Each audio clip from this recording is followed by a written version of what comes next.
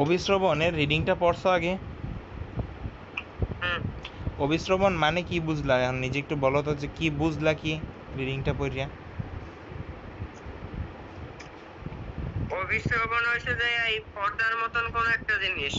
এটা 3 ভাগে ভাগ করা আছে: ভেদ্য পর্দা, অভেদ্য পর্দা বা অর্ধভেদ্য পর্দা। আচ্ছা আমি এখন বলি, অভিশ্রবণ মানে হচ্ছে মূলত চোয়াইয়ে পানি প্রবেশ করা। কি বলতো? চোয়াইয়া পানি চোয়াইয়ে প্রবেশ পানি করা, প্রবেশ সোজা করা। বাংলায় বলতে গেলে।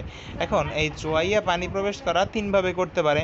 একটা হচ্ছে যে কোনো দিকে যাইতে পারে পানি ইচ্ছা মতো, একদিক দিয়ে চোয়াইয়া একদিক যাইতে পারে, আরেক দিয়ে চোয়াইয়া আরেক দিক যাইতে পারে। এইভাবে করি দুই দিক যদি চোয়াইতে পারে তাহলে সেটারে আমরা বলবো ভেদ্য পর্দা। ক্লিয়ার? বুঝতে পারছি এটুকু? মানে ভেদ করতে পারে, এক পাশ থেকে অন্য পাশে যাইতে পারে, আবার অন্য পাশ থেকে অন্য পাশে ফেরত আসতে পারে। এই পর্দাটাকে আমরা কি বলবো? ভেদ্য পর্দা। আর একটা পর্দা হইতে পারে অর্ধভেদ্য পর্দা। কোনো কারণে এমন হইতে পারে যে পানি একদিক থেকে চয়ে আরেক দিকে যাইতে পারে কিন্তু দেন আর রিটার্ন আসতে পারে না, এটা হচ্ছে অর্ধভেদ্য পর্দা। যেমন আমরা যদি উদাহরণ দিয়ে বলতে যাই, বইতেই দেখবো একটা উদাহরণ আছে, শুকনো কিশমিশ। আমরা একটু বাস্তবে চিন্তা করি, বইয়ের উদাহরণ দিয়ে বেরোয় আসি। আমাদের কিশমিশগুলো সাধারণত কীরকম থাকে? একেবারে শুকনো চিমসানো অবস্থায় থাকে না কিসমিসগুলা? ওই কিসমিসগুলোর যদি আমরা ভিজাই তাইলে কি হবে? আস্তে আস্তে পানি শোষণ করে সে ফুলে উঠবে। হ্যাঁ, পানি কিন্তু শোষণ করতে পারছে ঠিকই, এবার চাইলেই কি পানিটা সে খুব দ্রুত বের করে দিতে পারবে? পারবে না। তাইলে এই ক্ষেত্রে কি হচ্ছে, একটা অর্ধবেদ্য পর্দা আছে যেটা মূলত কিশমিশের আবরণ বা আঙুর ফলের যে ছোলাটা, ওই ছোলাটার কারণে কি হচ্ছে, পানি একদিক থেকে ভিতরের দিকে যাইতে পারতেছে, বাট ভিতর থেকে আর বাইরে আসতে পারতেছে না। এই যে পরিস্থিতিটা, সেটাকে আমরা বলবো অর্ধবেদ্য পর্দা। ক্লিয়ার? বুঝতে পারছি এটুকু? ক্লিয়ার এটুকু? এরপরে আর একটা হইতে পারে অভেদ্য পর্দা। অভেদ্য পর্দা জিনিসটা কি?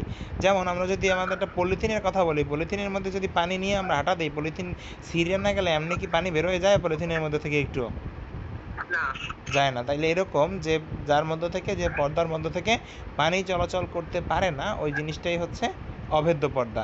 তাহলে পর্দা তিনটার ব্যাপারটা ক্লিয়ার? তাহলে অভিশ্রবণ হচ্ছে কি চোয়ানো।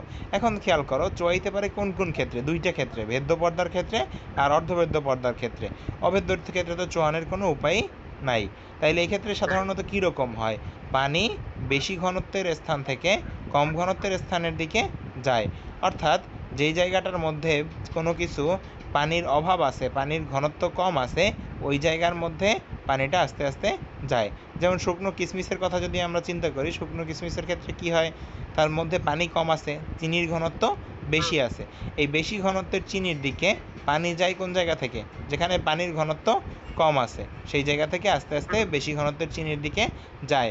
অর্থাৎ শুকনো কিশমিশ সেই পানিটাকে নিজের মধ্যে শোষণ করে নেয়। ক্লিয়ার? বুঝতে পারছি ঘটনাটা?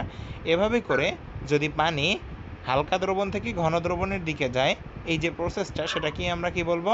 অর্ধভেদ্য প্রক্রিয়া, বা সোজা বাংলায় বলতে গেলে অভিশ্রবণ প্রক্রিয়া। ক্লিয়ার? বুঝতে পারছি এটুকু? সমস্যা আছে এর মধ্যে আর? তাহলে যদি এটা সংজ্ঞায়িত করতে যাই তাহলে কি দাঁড়াচ্ছে, যে কোনো একটা অর্ধবেদ্য পর্দার মধ্য দিয়ে স্বতঃস্ফূর্তভাবে যদি পানি নিম্ন ঘনত্বের স্থান থেকে উচ্চ ঘনত্বের স্থানের দিকে চলে যায়, সেটাই হচ্ছে কি প্রক্রিয়া? অভিশ্রবণ প্রক্রিয়া। ক্লিয়ার এটুকু? এটুকুর মধ্যে কি সমস্যা আছে আর? আচ্ছা, এরপরে নিচে খেয়াল করো, পার্ট 4-এর মধ্যে বলছে অভিশ্রবণের গুরুত্ব। অভিশ্রবণের কী কী গুরুত্ব আছে আমরা একটু এটা বোঝার চেষ্টা করি। পানি তো চোয়ায়ে যায়, বুঝতে পারলাম। এখন চোয়ায়ে গিয়ে তাহলে কী কী উপকার করতে পারে? প্রথমত হচ্ছে আমাদের বাসার মধ্যে যে পানি উঠায়, নিচে টিউবওয়েল থেকে যে ছাদে পানি উঠায়, এটার জন্য পাইপ লাইন আছে না আলাদা করে? বাট উদ্ভিদের দেহেও তো পানি উঠানোর দরকার পড়ে। এবার পানি উঠানোর জন্য কি উদ্ভিদের দেহে আলাদা করে কোনো পাইপ লাইন আছে, কোনো মোটর আছে? নাই। নাই। তাইলে উদ্ভিদ কিভাবে কাজটা করে? সে প্রথমে মাটি থেকে পানিটা নিজের মধ্যে চোয়ায়ে ঢুকায়ে ফেলে। এটাও ঘটে অভিস্রবণের মাধ্যমে। এবং তারপরে এক কোষ থেকে আরেক কোষ চোয়ায়ে চোয়ায়ে পানি বাইতে বাইতে বাইতে বাইতে আস্তে আস্তে উপরে ওঠে। ক্লিয়ার? বুঝতে পারছি এটুকু? পানিটা ডাইরেক্ট তো ওঠার কোনো রাস্তা নাই উদ্ভিদের ক্ষেত্রে। তাইলে পানি কি হয়? এক কোষ থেকে আরেক কোষে চোয়াইতে চোয়াইতে আস্তে আস্তে উপরে ওঠে। এই চোয়ানোর কাজটাই মূলত হয় কিসের দ্বারা? অভিস্রবণের দ্বারা। কারণ পানি এক কোষ থেকে শুষে নেবে আরেক কোষ, এবং এভাবে করে পানির যদি চলন হয় তাহলে সেটা হচ্ছে মূলত একটা অভিস্রবণ প্রক্রিয়া। এই কথাটাই এখানে বলছে যে জীবদেহে কোষরস বা প্লাজমা পর্দা অর্ধবেদ্য পর্দা হিসেবে কাজ করে। এখানে আমাদের প্লাজমা পর্দা বলতে কি বোঝায়? আমরা যখন কোষ পড়ছিলাম ক্লাস 6-এ, তখন পড়ছিলাম না যে কোষের বাইরে থাকে কোষ প্রাচীর, তারপরে থাকে প্লাজমা বা কোষের আবরণ, মনে আছে এটুকু? তাহলে ওই পর্দাটা একটা অর্ধবেদ্য পর্দা হিসেবে কাজ করে। ওটার মধ্য দিয়ে অভিস্রবণ প্রক্রিয়ায় মাটিস্থ পানি মানে মাটির ভিতরে থাকা যে পানি সেটা মূলরোমের মধ্য থেকে চোয়ায়ে চোয়ায়ে প্রবেশ করে ভিতরে চলে আসে উদ্ভিদের দেহের ভিতরে। তারপরে কোষাস্থিত পানি মানে কোষের ভিতরে থাকা পানি সেই খনিজ লবণ এবং সব কিছু মিলে একসাথে দ্রবীভূত করে একটা কোষ রসে পরিণত করে, অর্থাৎ একটা লিকুইডে পরিণত করে, মোটামুটি শরবত টাইপের। এবং এই জিনিসটা আস্তে আস্তে চোয়াইতে চোয়াইতে চোয়াইতে চোয়াইতে উদ্ভিদের শরীরের উপর দিকে যায়। ক্লিয়ার বুঝতে পারছি এরকম? এরপরে খেয়াল করো নিচে আর একটা জিনিস আছে, সেটা হচ্ছে অভিস্রবণের পরীক্ষা। অভিস্রবণের পরীক্ষাটা আমরা কিভাবে করতে পারি একটু বইয়ের মধ্যে খেয়াল করো। ওইখানে বলা আছে কি যে একটা ফানেলের উপরে একটা মাছের পটকা মানে মাছের যে বায়ুথলিটা থাকে না, মাছের যে ঢোলা আমরা বলি যেটারে সাদা, ওই মাছের পটকাটা বাইধে রাখতে বলছে এবং নিচে চিনির গাঢ় দ্রবণ দিছে আর উপরে হালকা পরিমাণ চিনির দ্রবণ দিছে। অর্থাৎ ওই যে টেস্টি টিউবের ভিতরে দিছে গাঢ় চিনির দ্রবণ আর নিচের অংশে দিছে সাধারণ পানি আর ভিতরে দিছে মাছের পটকা। এই মাছের পটকার মধ্য থেকে দেখা যাবে কি যে পানি আস্তে আস্তে চুয়ায় ওই যে টেস্টি টিউব বা ফানেলের মধ্যে পানির পরিমাণ আস্তে আস্তে বাড়তেছে। কারণ কি যে পানি নিম্ন ঘনত্বের স্থান থেকে উচ্চ ঘনত্বের স্থানের দিকে যাচ্ছে।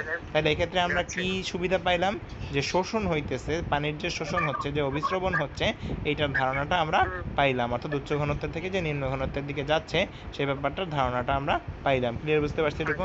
সমস্যা আছে এটুকুর মধ্যে আর? আচ্ছা, তাহলে এখন এই টপিকটুকু একবার পড়ো, পড়ে সমস্যা আছে কিনা জানাও। অর্থাৎ অভিস্রবণের পাঠ কত? 1 আর 2 এর মধ্যে তো গেছে ব্যাপন, তারপরে অভিস্রবণ হচ্ছে পার্ট 3 আর অভিস্রবণের গুরুত্ব পার্ট 4। এই দুইটা একটু পড়ে শোনাও যে মানে পড়িয়া তারপরে বলো যে কোনো সমস্যা আছে কিনা আবার।